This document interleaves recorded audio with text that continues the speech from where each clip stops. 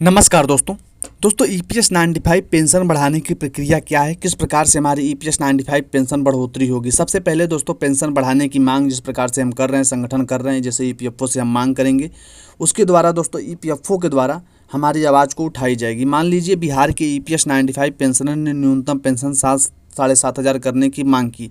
यह मांग ईपीएफओ की सबसे बड़ी मीटिंग में रखी जाती है, जिसे हम कहते हैं सीबीटी। सीबीटी में सरकार, कर्मचारी और कंपनियों के प्रतिनिधि होते हैं। वहाँ पर इस पर चर्चा होती है कि कितना पेंशन जो है बढ़ाई जाए, फंड कहाँ से आएगा, कितने लोगों को फ़ायदा मिलेगा आदि। सीबीटी का प्रस्ताव पास होना, अगर सीबीटी के सदस्य सहमत होते हैं तो प्रस्ताव पास हो जाता है। उदाहरण के तौर पर सीबीटी ने प्रस्ताव पास किया, हम चाहते हैं कि न्यूनतम पेंशन 7,500 हो जाए। अगर इस प्रकार से सीबीटी के मेंबर ने कह दिया तो उसके बाद क्या होगा, अगर ये पास हो जाता है तो ये जो है प्रस्ताव सरकार को भेजा जाता है। सीबीटी का पास हुआ प्रस्ताव श्रम मंत्रालय, जिसको लेबर मिनिस्टर कहते हैं, वहाँ पे जाएगा। मंत्रालय के अधिकारी इस प्रस्ताव की जांच करते हैं, सरकार के पास पैसा है या नहीं है, इसमें कितना खर्च बढ़ेगा आदि। अगर सरकार को लगता है कि यह सही है और बजट में पैसा है तो सरकार मंजूरी देती है। इसके बाद सरकार गजट नोटिफिकेशन जारी करती है, यानी अब सबसे जो है पेंशन जो है अब से बढ़ जाएगी। पेंशन को बढ़ी हुई पेंशन कब से मिलनी जो है स्टार्ट हो जाएगी। अगर ऐलान भी हो जाता है कि ईपीएस 95 पेंशन बढ़ोतरी होगी तो कब से मिलेगी। अगर आप दोस्तों बात करें हम, मंजूरी मिलने के बाद ईपीएफओ अपने सभी दफ्तरों को आदेश भेजता है, सभी पेंशनर के खाते में बढ़ी हुई पेंशन आनी शुरू हो जाती है। उदाहरण के तौर पर रामलाल जी बिहार के ईपीएस 95 पेंशनर हैं, उन्होंने 1,000 रुपये पेंशन मिलती थी। पेंशन संगठनों ने सीबीटी मीटिंग में न्यूनतम पेंशन 7,500 करने की मांग रखी। सीबीटी ने इस प्रस्ताव को पास कर दिया और सरकार को भेज दिया। सरकार ने जांच पड़ताल के बाद जो है इसको मंजूरी दे दी। अब रामलाल जी को हर महीने 7,500 जो है पेंशन मिलना शुरू हो गई। ईपीएफओ अकेले पेंशन नहीं बढ़ा सकता, उसे सीबीटी और सरकार की मंजूरी जरूर लेना पड़ता है। सीबीटी की मीटिंग में प्रस्ताव पास होना जरूरी है, सरकार का अंतिम फैसला सबसे ज़्यादा जरूरी है।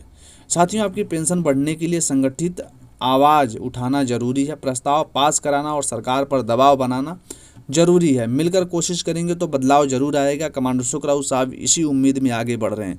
तो दोस्तों आप लोगों को सपोर्ट करना है। 4 अगस्त और 5 अगस्त को जो हमारा बुल्ढाना का आंदोलन समझ लीजिए दिल्ली में होने जा रहा है। बुल्ढाना में तो हमारा क्रमशः 6.5 वर्षों से लगातार आंदोलन चल ही रहा है, लेकिन दिल्ली में आह्वान किया गया है, सभी लोगों को बुलाया गया है। इस बार जो है बुजुर्गों को अपनी ताकत दिखानी होगी। बिहार चुनाव से पहले ईपीएस 95 पेंशनर एकजुट होकर के बड़ा जो है वो धरना प्रदर्शन करेंगे, दिल्ली में ज्ञापन देंगे, धरना प्रदर्शन करेंगे। और यह धरना प्रदर्शन जो है बिल्कुल शांतिपूर्ण तरीके से होगा। हमारे बुजुर्ग लोग देश के कोने कोने से आएंगे और ईपीएस 95 पेंशन की मांगों को बुलंद करेंगे।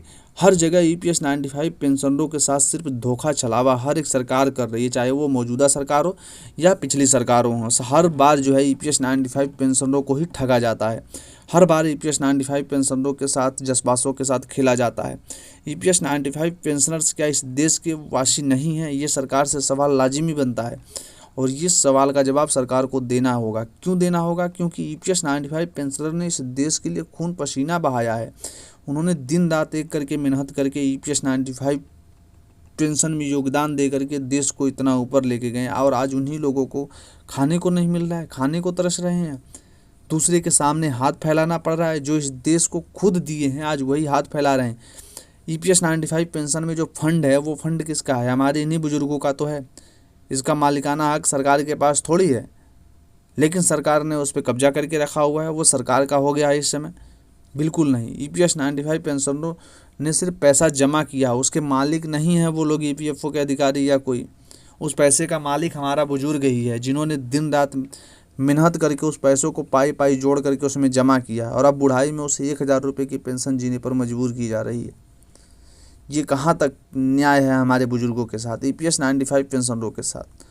ईपीएस 95 पेंशन बढ़ोतरी को लेकर बार बार चर्चाएं होती हैं, बार बार मीटिंग होती है, लेकिन ज़मीनी हकीकत कुछ भी नहीं होता है। ईपीएस 95 पेंशनर हर बार जो है अकेला महसूस करते हैं। ना उनके साथ कोई खड़ा होने वाला होता है, ना उनके साथ कोई रोने वाला होता है। ईपीएस 95 पेंशनरों ने मौजूदा